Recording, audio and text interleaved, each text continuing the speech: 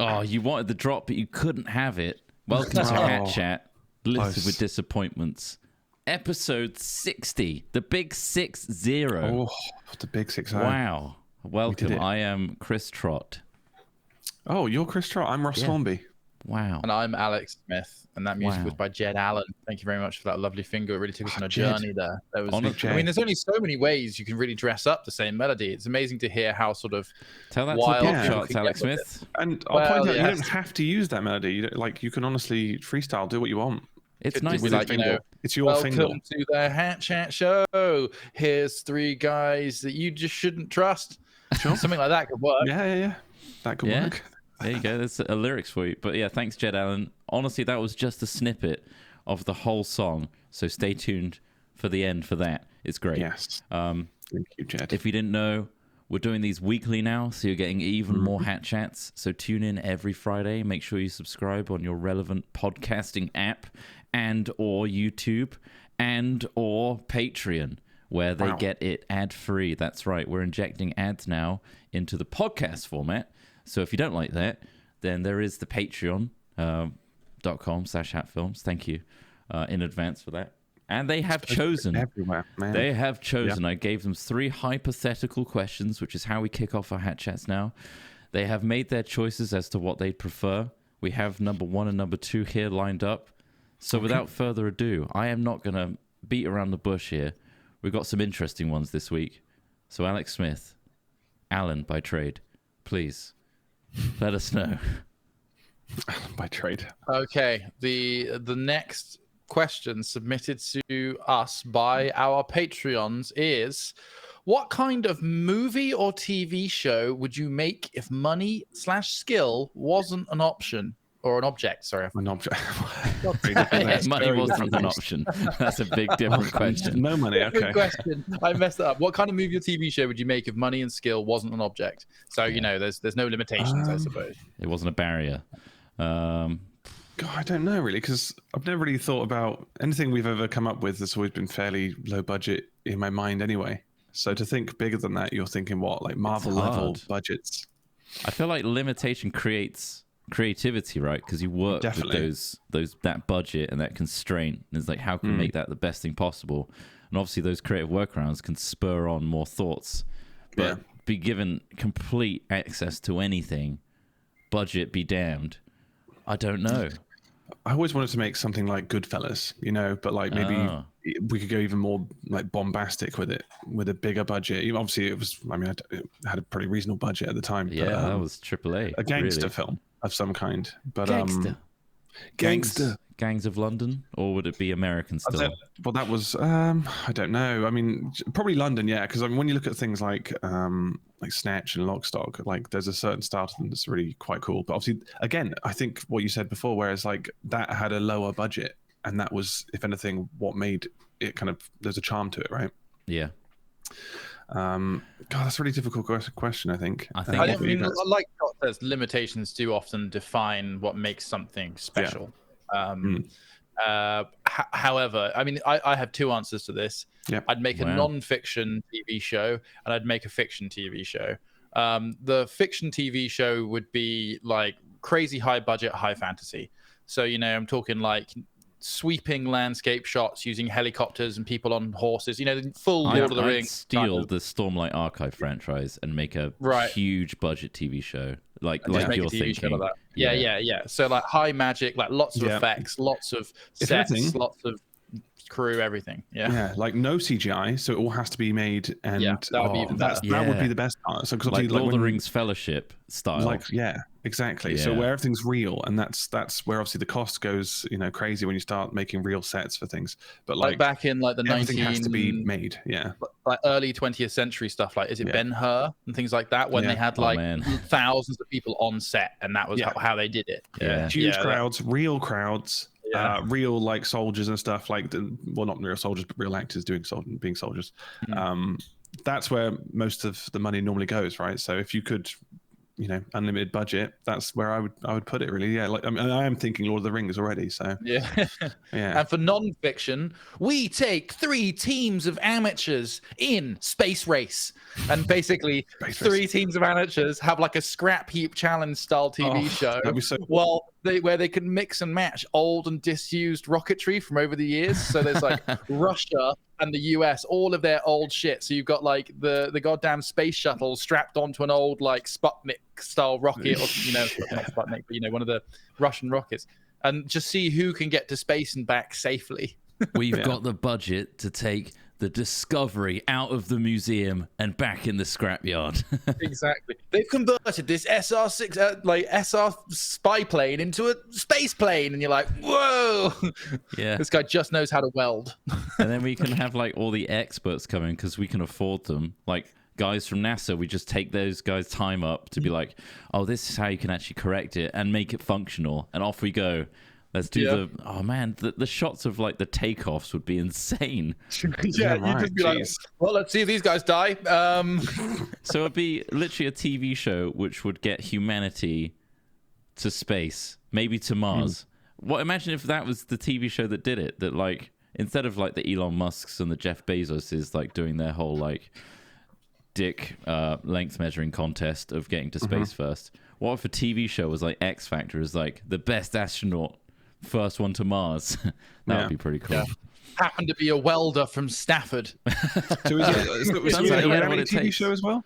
Huh? Is it kind of reality TV as well at the same time? I guess it would be. It could be. I mean, it'd have to be, because you'd be fascinated by the lives of the people. Like, it's a bit like Guy Martin. Who has gone on to be like a documentarian, but was originally a superbike like racer and truck repairman, I think, as well. Like I think he serviced like 18 wheelers and things. And it's just funny to see a guy like that go on to have all these crazy experiences, and it's kind of interesting because of who he is and because of his like background. It's just, I mean, first of all, he's got balls of steel, which is probably the underlying point about all of it. Yeah, you need that. If you're willing to go the distance, if you're willing to travel 220 mile an hour down an Isle of Man road, like a country road, you're probably up for most other things. But like, I love stuff like that. The human side of the crazy stories. And plus, it'd be more than just like not to dismiss the X Factor or anything like that and people's talents, but like astronauts, like following astronauts' lives and then taking that flight would be so cool. What about the other way, where there's a documentary series of digging to the core of the Earth? Oh yeah, that would be cool. You follow that journey, so it is a journey to the center of the Earth. Nice, but for real, a documentary version, and for real with the crazy budget, and it might take a long time. What is in there? But, well, that's it. Let's get to the bottom of it, literally. Let's get to the bottom of it. The film where they just find like at a certain depth, there's just another world. Like, have you ever seen the film where they get down there and it's just dinosaurs? So Journey to the Center of the Earth is a film, right? A classic again. And they get down under those like first big layers, and they're just like, oh, it's just a dinosaur world down here, and it's just like completely inexplicable. That wasn't a documentary, though, right? I don't think so. No. Okay. We've got it's Team Eurotunnel, so it's like the French English coalition team down there. We've got like all these other like subway architects and things like that who are all trying to desperately get to the center of the Earth. Who will crack its gooey core? Let's get to the bottom of it. Well, you've seen there's been loads of remakes of Godzilla and whatever. What if? Many remakes like, of Godzilla. The abandoned cities. I know there's so many. Can we just talk about that for a moment? I tried to find the most recent Godzilla film, and like it's an absolute minefield of shit films and good films. Like, this is the thing. There's a couple that are good, and there are a couple that are terrible, and you're like, hard to tell the difference. Anyway, go on. But what if we remade another one, because there's so many anyway, but this time use one of those, we'll make a fresh city that can be entirely destroyed. Wow. And it needs to be a living, thriving city. Oh, wow. And then we have... How long do people have to have lived there? And then a giant animatronic Godzilla will crush and stomp through the city and destroy it. This sounds like an idea that Jeff might actually get in on. Like Jeff Bezos. Yeah. Like, if you told him he was the pilot of the mech, hey, Jeff, imagine literally stomping on a city of real people. He'd be like, got my cowboy hat on, I'm ready to go. Real, you say? This kind of gives me... Yes, please. I'm sure it's riffed off the same thing, but this anime called Neon Genesis Evangelion, right? They have this whole city, which is super futuristic, constantly getting attacked by these crazy alien things. There's like huge mech suits which fight them, but the city itself, sirens go off everywhere, and then the skyscrapers and stuff actually retract into the ground, and like shield coverings go over the top. That's pretty cool. Like Stingray. We should make that city. Yeah. That would be cool. I like that. TV budget. It hasn't mentioned time, it just mentioned money. So I guess, you could just spunk a load of cash at it and just get enough people involved. I mean, that's how they built those cities in the first place, right? In China, which are just abandoned and just laying waste. Yeah, absolutely. Yeah. But that's what I pictured. I like it. I think we've done the whole breadth. We've done documentary, we've done a space race, we've done Journey to the Center of the Earth, we've done a high fantasy TV show, we've got gangsters. I think we covered London a wide spectrum. Which, I mean, again, if anything, looking at the rest is quite pithy. It is. It really That's is. just a stepping it was stone. the first idea, so it's like it's brave. You're brave to be the first idea. Obviously, it was dwarfed almost immediately by much better ideas, but it was a good. How much money could I spend? Oh no! What if it was like the all-star gangsters TV show? You've got the Yakuza, you've got the Mafia, just Every like a gangster. big. When Ross first said this, that's exactly what I thought. I was so how about this like global empire? So basically, the show is about how the networks of different criminal infrastructures interact with each other, right, to form a global market. Because that exists. Like you will at some point have a Russian gangster having a piece of something that like a Bristol dealer and an American businessman had a piece of as well. Like so you could spin around the globe a bit like how.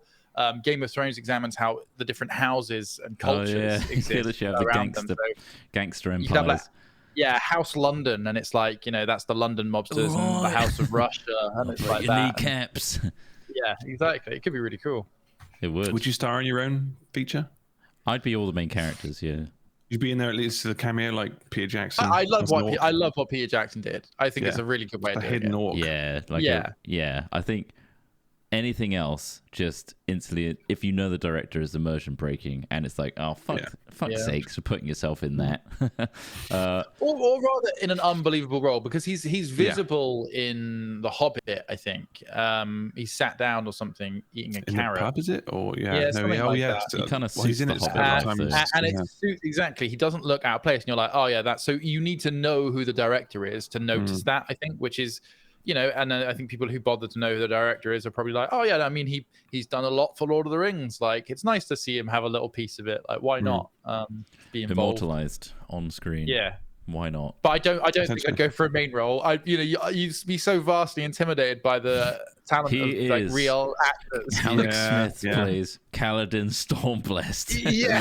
And I've got like the best actors of a generation because we've got unlimited budget, and I'm like, yes, let us go, brothers. Well, you have the unlimited budget, so you could just deep fake your face, and another actor could just do it. That's and true. Actually, I want to change this actor. I'm going to deep fake myself. So we de-aged Ian McKellen. Yeah. So that's where the budget's going. I want Ian McKellen's voice. My God, this director's asking for so much, and why is he putting his face on all the main characters, including all like the female people? Yeah, the male. Start to go. Everybody how hungry. Your every role. Weird. So that answers that question, I think, quite succinctly. We covered everything. So shall we move on to a second hypothetical that was chosen? Yes. Yeah. All right. Sure. If you could choose what the next crazy fake health trend was, what health trend would you create? Is this? This is the next question. It's difficult. Well, when you like diet pills are currently like a crazy fake. So health something trend, or are they fake? I don't know. So it's got to be fake, yeah. So I saw one that was funny that someone was doing. It's almost like crazy theories, right? Or mantras and stuff, or rituals that people make up at home. It's like guaranteed to align your chakras and stuff. There was a woman, I can't remember when this happened, but was pointing a butthole to the sun, and it's like the sun's energy straight to the source through the ass. Like a solar panel. Was it the tanning one? I remember ages ago, I think we did a story we read a story about people tanning their buttholes. I don't know if that's linked. Maybe it's. Oh, I think it was the same thing. But Yeah, you where they gain literally energy just from it. putting their buttholes to the sky. It stuff writes itself, honestly. We don't Look need them to up. pluck from fiction when people like that are creating fake health trends. What about sensory enhancements? So you get a couple of cones for your nose to amplify your nose. Scent like expanders or something. Truly smell. Next level smelling. Next gen sensors. Yeah, like in just sense enhancement, but it's all just cones. So like It's your just ears cones. as well. Physical. So you put cones in your ears, cones in your nose, and then cones around your eyes. I can see and hear and smell it. All my senses have been enhanced. Enhancer cones. Oh. Enhancer What about like, and then one big cone around your mouth. yeah, Just everything to is amplify enhanced. And cone for What your about, ass as like, well for the farts. Yeah. I imagine there's probably something that already exists for like extending your legs so you're taller, like some sort of machine that kind of just pumps them so they just feel longer or something. I mean, that probably that is genuinely probably a thing. Let's be honest. I imagine like, so. People I mean, probably want to be taller anyway. You've got lifts. Lifts happen a lot in Hollywood with people that have short man syndrome. Tom Cruise and Robert Downey Jr. being two of the culprits. What about with the sensory thing? Sensory redirection, where it's like smell your taste, hear your smell. You just got tubes going from one to the other. And you, it has technology in it where you could smell what you hear or taste what you smell. Well, actually, no, those ones. Taste what you, those go see hand in what hand, you taste. I don't know. See your taste. Sounds like a Pepsi advert or some shit. For medical condition. It does, yeah. I'm seeing my taste, doc. What do I do? Not so much a fake these health diet trend. pills I found online. What? Fight milk. Fight milk's a good health trend. Gonna doctor are Fight milk, fight milk. Well, that's the thing. I guess, I mean, that is the trend more often is dieting and or not fight milk. Fight milk isn't about dieting; it's about getting buff and ready to fight. Even though was it crow's milk in that? I can't remember what they used. The only nutritional supplement with crow's milk and alcohol. Yeah, that's from Always Sunny. Yeah, they're like, man, this makes us purge like crazy. We love fight milk. We use it before we need to get in, like take weight. You know, there's the guys in the gym guys shivering like, and sweating. Nothing gets it out of us like fight milk, man.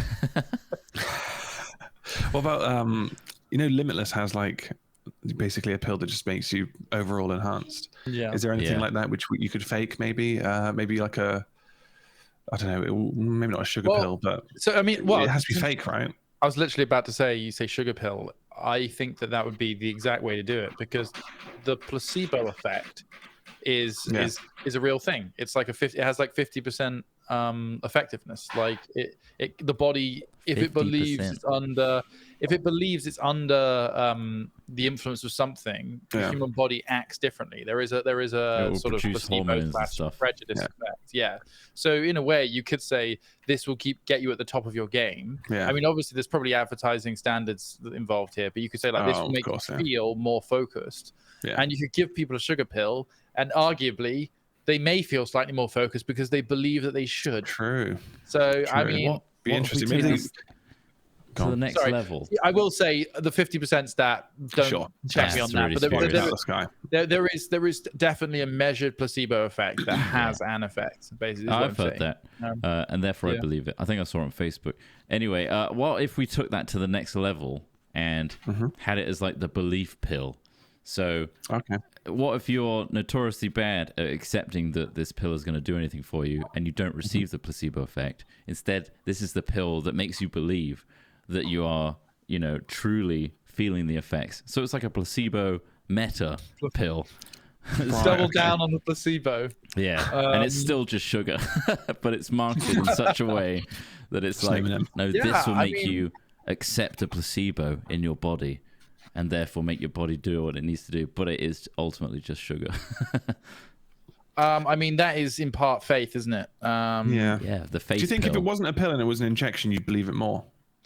I mean, there's actually loads of really interesting studies into this. It's psychology essentially. Is to do with perceptions and preconceived notions about different medicines and their effects on things. The fact that we much more regularly take pills at home because of painkillers and things like that would probably suggest yes, pills would make people more comfortable. However, because we associate Well, that's what I was going to say. However, we associate injections probably with more serious things, bigger deals. So we would probably associate a greater effectiveness. But this is all just presumption. But I'm basing this on probably common notions. But this is just psychology. It makes sense. Yeah. It makes sense. Apart from the anti-vaxxers who don't believe in it, but of course, yeah. There's no helping them. They don't want to put that shit in their body. The suppositories, if you want really major effects from the sugar pill.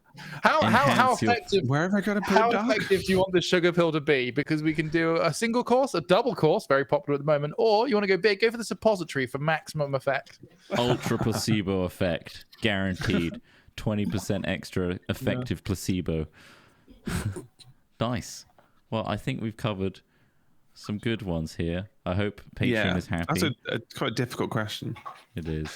Because you've got to think of a fake health trend in the first place. True. And then capitalize on it. But it's all sugar. But there are loads. You've got to watch out, guys. There are loads out there that are just trash. You got to be careful.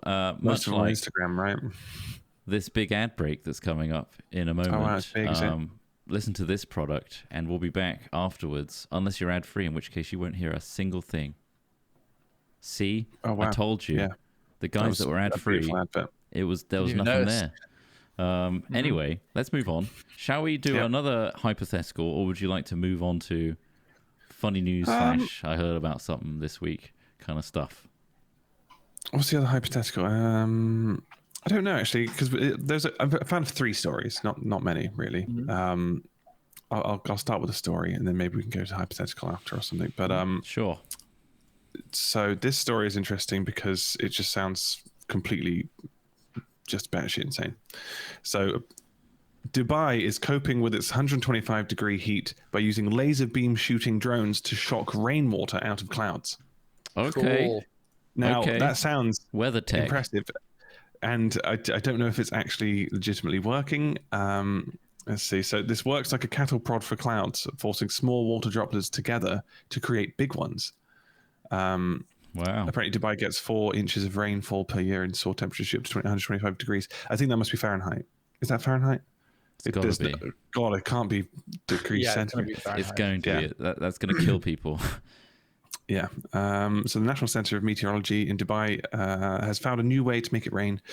51 Celsius, guys. 51 Celsius. Jesus God, that's hot. We struggled in like 30. What was it? 31. Yeah. It was the other week. Man, that was tough. 50. Oh, no, thank you. So we're looking at an Instagram video from the official UAE weather claiming that all this rain came from the effects of what they did with the laser. Which, I mean, in Dubai, that's a lot of rainfall. It is a lot. There's a lot of rain going down right there. It's as plentiful of rain. Jesus. It shoots the laser beams into the clouds, charging them with electricity. The charge prompts precipitation by forcing water droplets together to create bigger raindrops, and then essentially electrifying the air to create rain. That's crazy. That's insane. Cool. That just sounds so like futuristic. It does. And then you look at like other elements of tech, and you're like, what?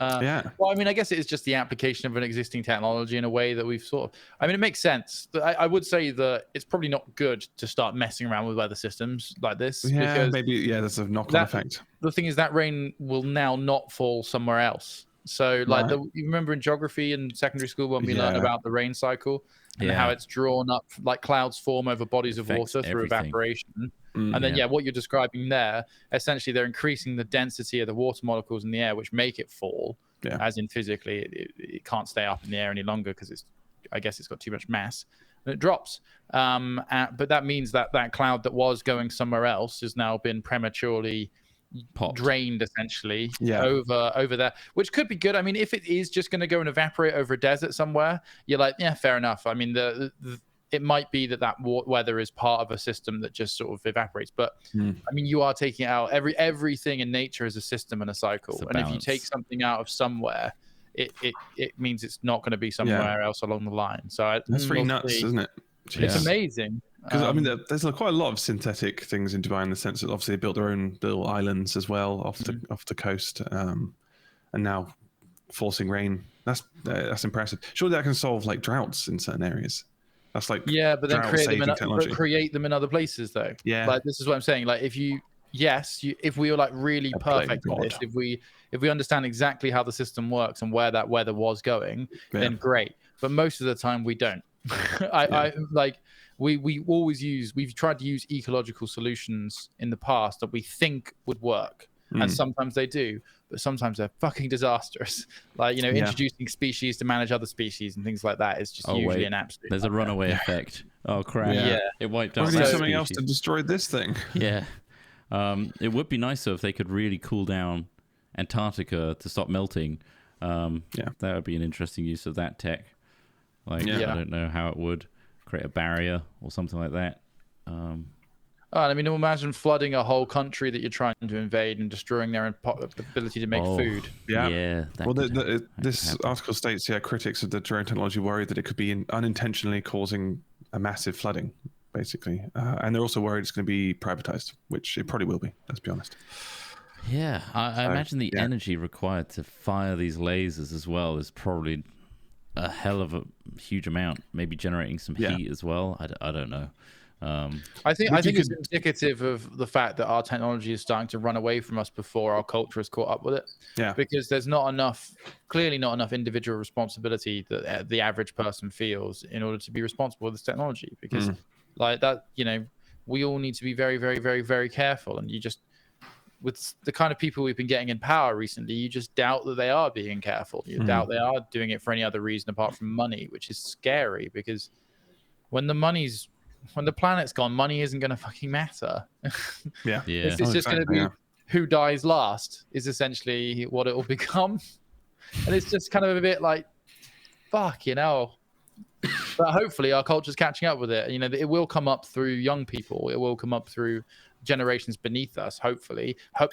I hope it's soon enough, but we definitely need to start taking more responsibility for our individual, existence and accepting these technologies and accepting these things are happening and understanding the implications of them. I think that's the biggest thing. I think a lot of people don't really always understand the full scope of how these technologies could be applied and the effects they could have. I'd like to hope that they don't care about the global effect. They just care about the Dubai being. It's individualism, which is essentially the latest nightmare to hit us. It's like, I imagine a lot of reconciliation is, well, they should develop their own weather technologies to fix their problems if they have problems from this weather that we've just created here. The weather is connected globally. It's a global problem. It's a global thing, so it cannot be treated as a state-based entity. The weather is everyone's, or rather everyone's responsibility.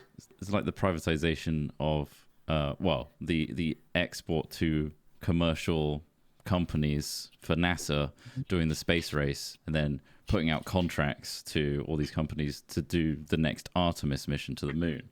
It's like it has sped up the space industry a hell of a lot because the government isn't paying out what it used to in the golden age of NASA.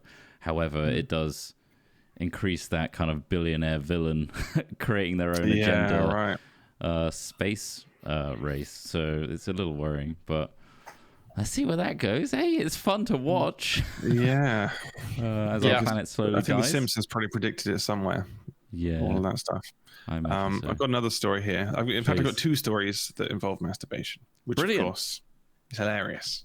It's always funny. So this headline is: Men should ejaculate at least 21 times a month. Study says. Suggests. Yeah. Okay. Would you believe? So that's a lot. Let me see here. So researchers at Harvard University found that men who ejaculate at least 21 times a month could see their chances of getting prostate cancer slashed by a third. So there's plenty of people listening to this now thinking, "God, I've got to pump up my numbers," or they're like, "Wow, I'm so safe. Maybe I can get an super safe third." Does that mean if I double this, do I get 2/3 off? What if I'm on 42? Yeah. What if I'm doing 42? How does that data gathering work? Do they do like a pool of people that don't? I don't know. I think masturbate as much, or sorry, was this 21 times a week? Was that 21 times a month? Not a week. 3 times a day. Wow! I got to get my breakfast, lunch, and dinner jack-off sessions in. It's healthy. It's going to help me later in life. Come on, give me a break. Prostate cancer is a big deal. Come on. My entire lifestyle is planned around this because it slashes my prostate cancer. I'm sorry, guys. I can't stay in this afternoon meeting. I've got to go jack off. I've got to just. You should be too. I'm saying you. I'm you all worried should do the about same. all of you. Yeah. Let's go for a group one. We should all have a group session right now. It's for the greater good. But yeah, it says the study, which was published in European Urology in 2016, involved 31,925 men who filled out 3 questionnaires about ejaculation. That's a big fucking sample size, man. That's a good sample size. And it was ejaculation frequency between 92 and 2010. So quite a long period of time. And how do you remember that though in monthly? Like your numbers? Do you have is someone scratching on the wall like, okay, that's not the one? Well, you could have that. You could read the report and see their methodology. Yeah. If you really care, or is it more of just I'm going to take a deep I care more about like the direct correlation they're drawing up when there's so many variables. I assume that it's like we've put this data of people that didn't masturbate as much, and this many people got prostate cancer, where it could be coincidental. You know, how are they tying it directly to masturbation? You know, they could have been living in an area with increased cancer diets that they talked about. Food bear in mind that, like, if this is a proper scientific study, they would have had a section on biases, I'm sure. And they would have factored biases into their data as well. So, like, it's a fair question, but if this is a proper study, then hopefully they would have accounted for that, so you can trust what they're saying. You can review it as a peer of theirs, Trott, if you like, and you go in and I would. You come in your white jacket and you've got like a folder and things look very officious as you slide into the room, and around you are other very sort of knowledgeable looking people, and you're like, right, who have I got to watch jack off? Also, can I do the demonstrations as to how it's done? Here's the breakfast one. Breakfast one's different. Here's the breakfast. I have oatmeal. I'm hungry. Then you need to pre-game for this. Yeah, it's like protein before the big workout. Yeah, I gotta get ready. You'd be in great shape. Excuse me. You would. Yeah. You'd be lopsided, but unless you mix it up. Great shape. Yeah. It does say here 1 in 8 men will get prostate cancer. So maybe that's. I mean, it's all correlated. So just remember, 21 times, guys. 21 times. How many? 1 in 8. Yeah, 1 in 8. Oh man.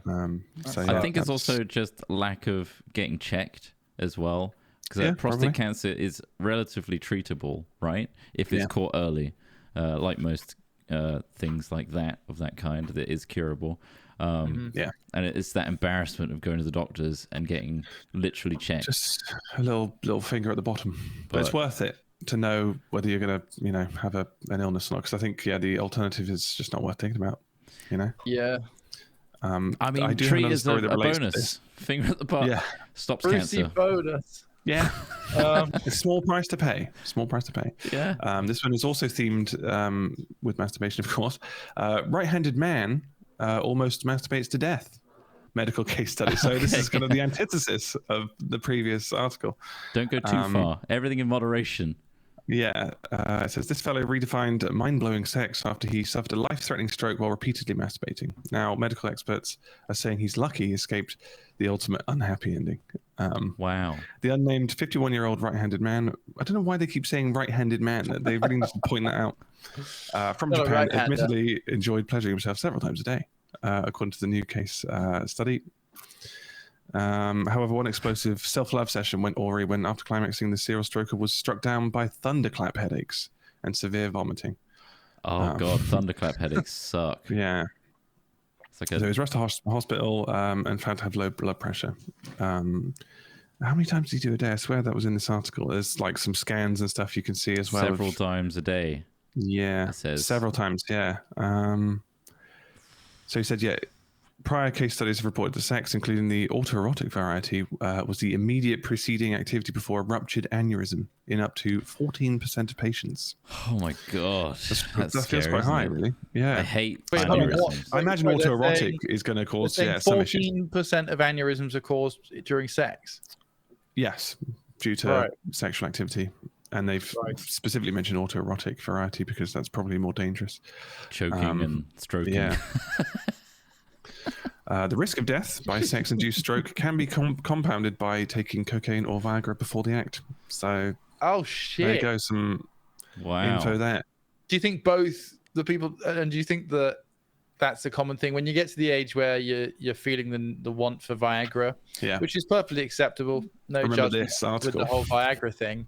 But do you think you're also like if you're feeling the need, if you're having enough sex and need Viagra at a certain age, you're also going to be like, I should probably do some cocaine as well, just to like because you've got the hard on, and now you're like, right, I need that, like, the energy. So do you think that's just like that is like the standard? They're like, oh, what's the, is it Viagra and Coke? Maybe. Yeah. Viagra Coke is brain wet pop. Oh, classic. Classic. Yeah. Another one. Took it too far. Another. It's got to have a name or something, right? Well, the dude was jacking off. He wasn't even with anyone at the time. That's Jack and Coke. Sad. So, I mean, like, how energetic do you think he was being with himself? Like, come on. Yeah.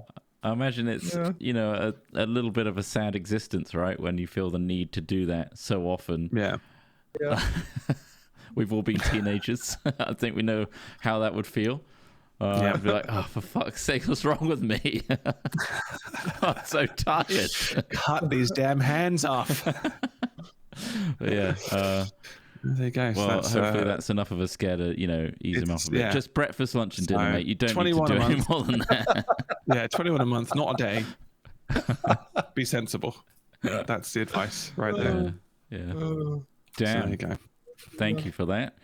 Much appreciated. I do love a couple of jacking off stories just to mix in there. There you go. That's what I'm good for. Any other final bits that you want to throw in? I don't think so. I don't think so. Well, you've seen the last one. Do you want to save that one? You read the last one. Yeah, you read the last one. I just saw the title for it. Yeah. So going from all these things about jacking and pumping, the final one is an unlikely children's entertainer is the title.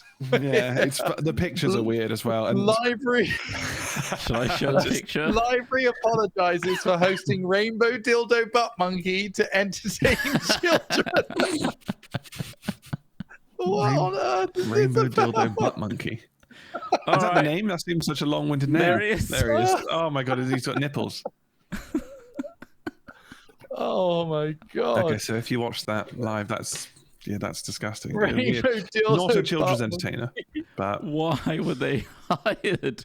Like a London library is apologizing for bringing in a rainbow dildo butt monkey to entertain children. Redbridge Libraries hosted Mandiga Arts Group at Redbridge Library's Summer Reading Challenge event Saturday. God, these are long sentences.